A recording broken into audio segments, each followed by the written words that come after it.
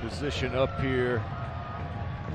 Well, his deliveries have been wonderful tonight. Could this be the moment for FC Tulsa? Packed penalty area. There's a flicked header and it's in!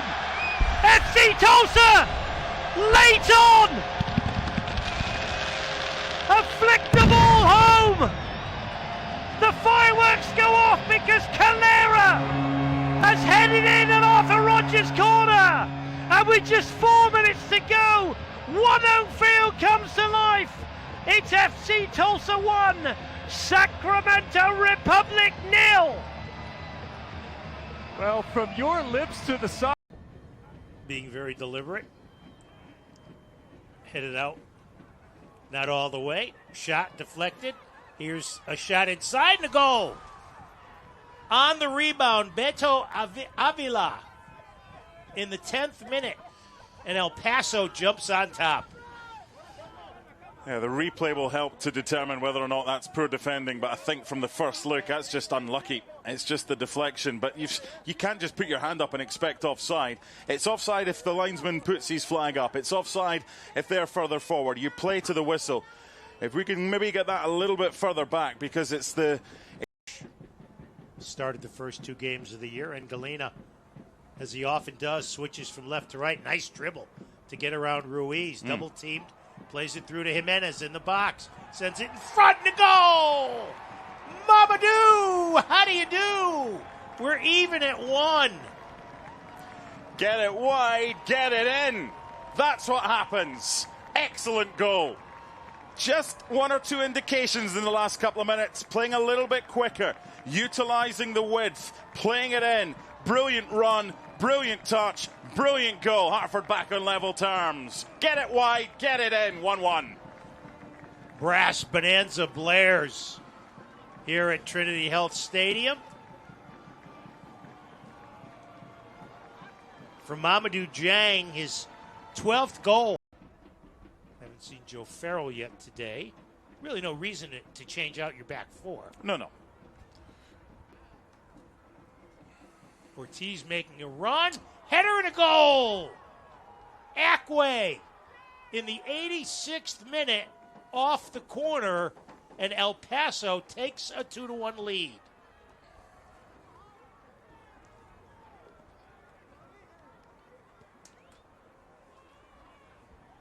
And there is a dejected Hartford Athletic 11.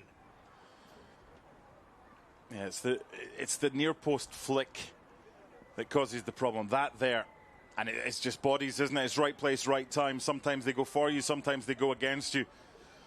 That's a sore one for Hartford. When you're playing against a team like Blue City. Slid away from Perez. Great ball. Stab back forward. Serrano! What a start to the season for Ray Serrano! 3 goals in 4 games, and Louisville City leads.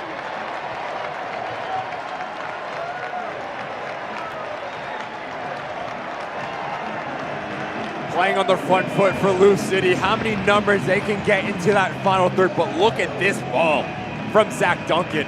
Takes out about 4 Detroit City defenders. No rotation on the back end. Reese Williams gets caught out of position, and that is not the player that you can allow. Try and bring Louisville out of their shape. Ask them to come press them and see if they can break lines off the dribble in this second half. Louisville pulling ahead, ball blasted at frame, that gets in. Jansen Wilson. Decisive as ever. After a 9-goal campaign, opens his account in 2025. 2-0 Lou City. And first place may be all theirs at the end of week 4. Music to the ears of Danny Cruz and Lou City, because you wanted to get Jansen Wilson on the score sheet, but this is all about Manny Perez. You can just see from Rhode Island a little bit too slow in possession. There is some space to be able to swing the ball, get the ball movement going, speed of play, and not allow Loudon to step in. That's too heavy a pass, though. Aboukoura comes onto it. Diving into the box, a low shot, a brilliant move. Abdellatif Aboukoura. Goal number 3 on the year and opens his Segra Field account in 2025. Well, Jack, it's a great goal, but it all starts from the defensive effort and that turnover in possession that Loudoun United is able to take advantage of. But what I love about this is they get that turnover in possession as they start to build out. They kind of lure them in. There's a mistake here, and then stepping right into a one-time pass from Skundridge. And right here, Ibarra has to let Aboukoura go because it's going to be a foul at the top of the box because he has complete body position, gets a little bit of deception in. Yao does not step quick enough, and Turns to the fullback. Below. Pass blocked. Throw in to come. and there's an opportunity there to maybe go back around to the left, but decides to go forward. Long throw taken. Aboukoura zips past one. Already one today. Makes it a brace. The Abdellatif Aboukoura show continues.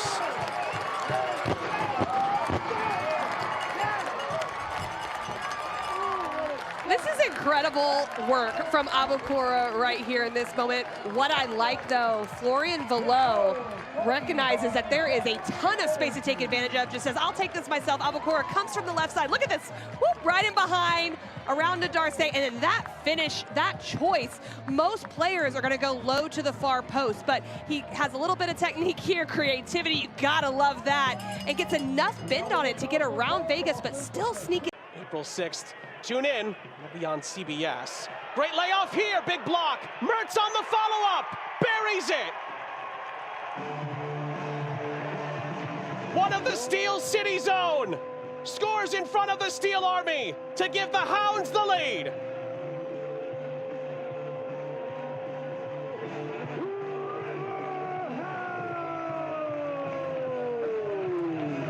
And this is the Pittsburgh Riverhounds raiding the box of Birmingham Legion.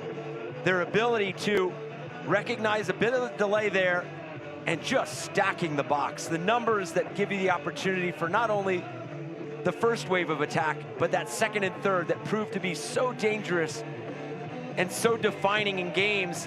And Robbie Mertz just lurking in that space, that ball. Clever from Walty to find Mertz. And Mertz is able to move it forward again here. Finds a teammate, then it slipped through. It's a brilliant bit of play here, and it's 2-0. This one's gonna count. It's a captain's goal from Danny Griffin. After some exquisite build-up play from the Riverhounds, it's a marvelous team goal. And Pittsburgh leads by 2-0 here at Highmark. Just exceptional all around. This ball played across, and you almost think that this touch right there gets away from Idrak. But the tempo and pace that he's able to play this ball through is all the difference. Does a great job, so those two absolute rocks at the back. Ezra Armstrong, flag stays down for Ezra. Great speed to get to it. Got that wonderful left foot, drops it back to Ackwei! And how about North Carolina FC? Conway may get a flick, I'm not sure. Ackwei has his name in the books, and it's 1-0 for the home team.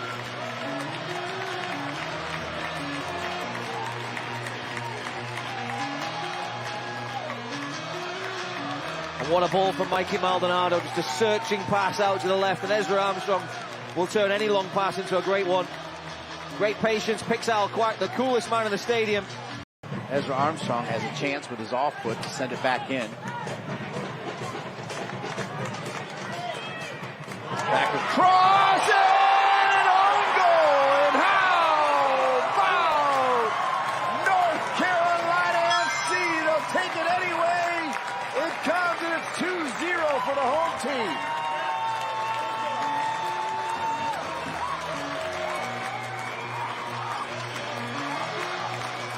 And what a ball this is. Dolabella initially finds Maldonado wide, and he just laces right through it, bit of the outside of the foot. And it's a horrific ball for a defender to try and defend, because if he doesn't, he leaves it. He knows Conway and Craig are lurking. So he puts his head.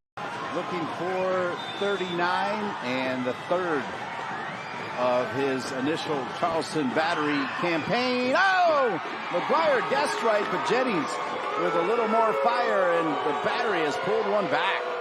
Massive goal here in what is over the 4 minutes of allotted added time.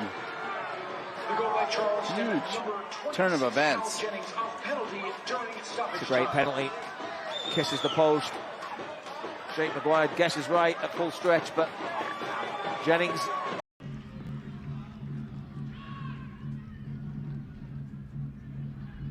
They have gone 11 straight matches without a W. And New Mexico with some numbers here on the attack. Left-hand side, wide open range, and Bill Hamid comes out and he gets beat. Fernando's on the board in the 70th minute. New Mexico on the counterattack. Strikes first. It's 1-0 for the roadside. Took about 70 minutes for New Mexico to find the breakthrough, but it starts with Marlon Vargas. He's been so influential for New Mexico. Gavianes takes too long on the ball. He gets picked off, but notice the patience to let the play develop. Once Knudsen gets caught stepping in. Here's Haps. Ball through. A real chance now for Lexington.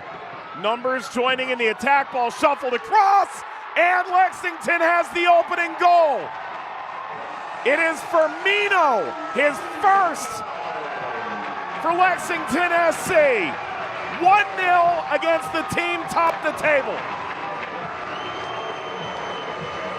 And this is an incredibly sophisticated build-up, a very good finish on the end of it, of course, but it all starts with Epps in midfield just slowing play down, being nice and composed. He spins out of pressure, and it takes 2 passes to break down the entire line of San Antonio. A great ball in behind. This ball played across just on the second touch, looking for runners, picks Firmino out, and it's a great finish. Even takes a foul right afterwards, but it wouldn't matter. But I love the play through and just springing into Jake LaCava, who was a Young Player of the Year finalist 3 years ago in the league in Tampa Bay. Ball tapped through, and there's Epps. Epps! Epps! Headed down and in, it's Burke! Cory Burke, the finishing touch! It's dreamland in Lexington! Wow, what a goal for Lexington SC! And again, it just looks like when San Antonio's in their expansive shape, they're making the right decisions, Lexington, of when to go forward. And this one is all coming from Epps. He does incredibly well in the final third, but going long, instead of trying to play short, let's switch it up a little bit, be a bit unpredictable. This is helpful.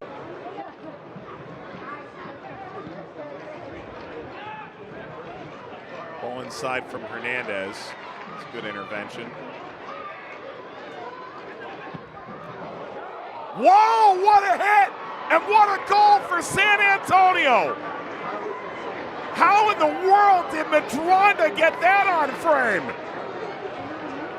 And a lot of air just came out of the building.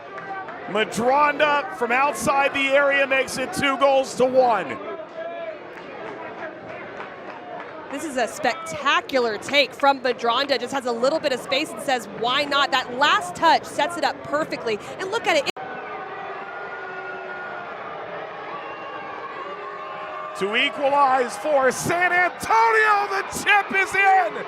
Jorge Hernandez has San Antonio equal before half an hour.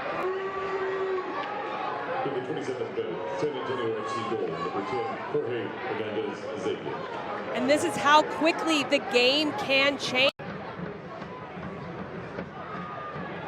Madronda works the give and go. Angles the cross back toward the penalty spot. Good leading touch. What a goal for San Antonio. Jake LaCava from 2 goals down to the lead on the road.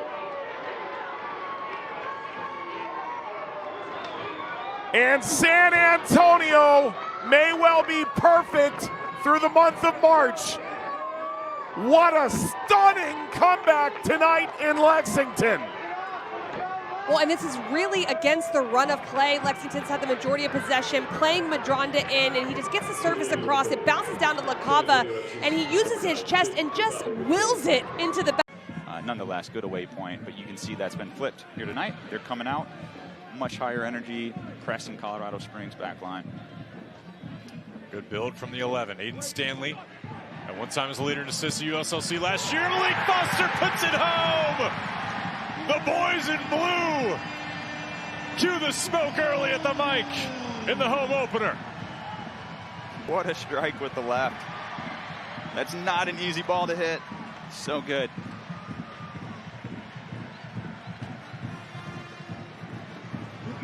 Heavy left foot from Malik Foster off a heavy left feed from Aiden Stanley. You can see the replay here. Yeah, nothing too fancy, but gets the job done. Super effective. Beg your pardon, actually, that was Pat Hogan. But Murphy will take the compliment, no doubt. Out in front, though, Colorado Springs answers the bell. Marco Micheletto on fresh legs.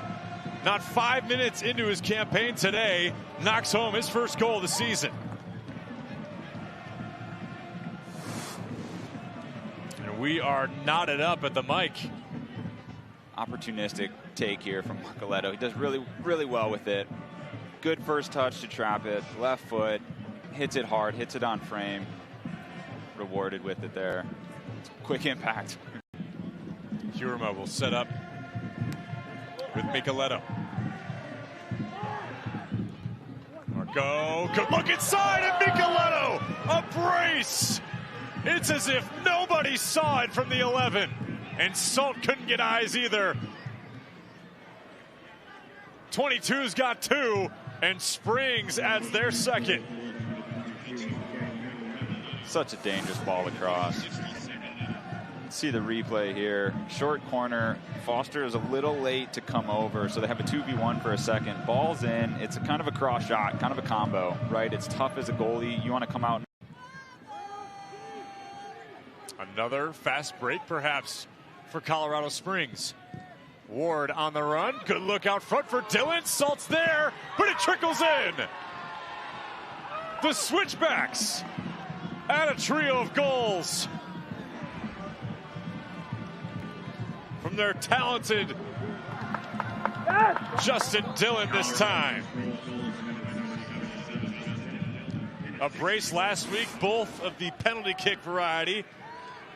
This time, he gets some scrap off the feed there from Duke. Haven't let one in to let them back in the game, keeping that door closed as of now. We'll see what Quinn can do here. And it's in! Aiden Quinn, Indy 11's Iron Man. Gets the deficit to 1. And Indy sees the checkered flag.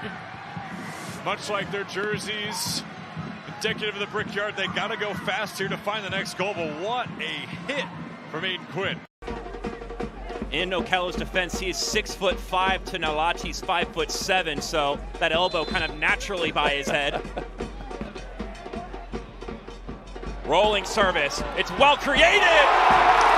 Take that one from the training ground! Monterey Bay continue their fabulous form.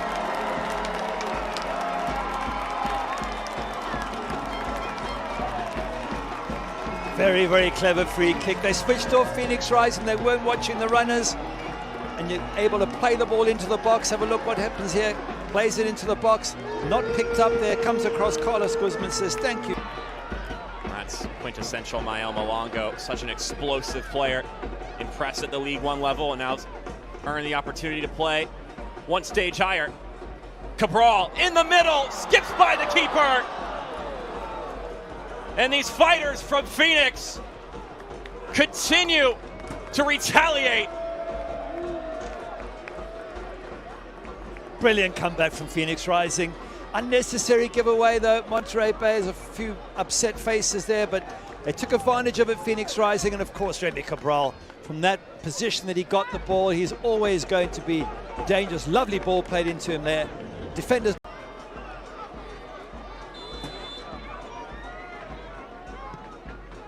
Service driven in, headed down, wind up effort! And just like that, Monterey Bay twists the dagger. They're back up top, 60 plus minutes into this one.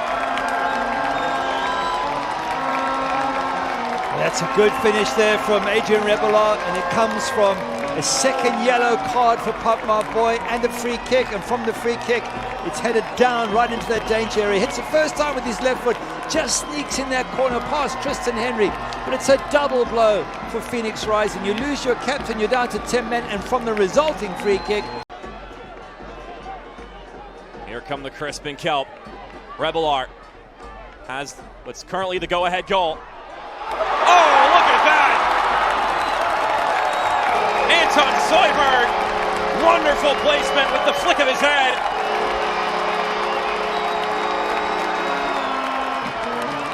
That's a good finish, and he has scored with his head already this season. Finds the angle absolutely perfectly, but they're short of numbers in the box to mark Phoenix Rising. That's exactly what we were saying that Jordan Stewart would have wanted. You have to punish a team who's down to 9 men. You've got to find the gaps. There's the celebration.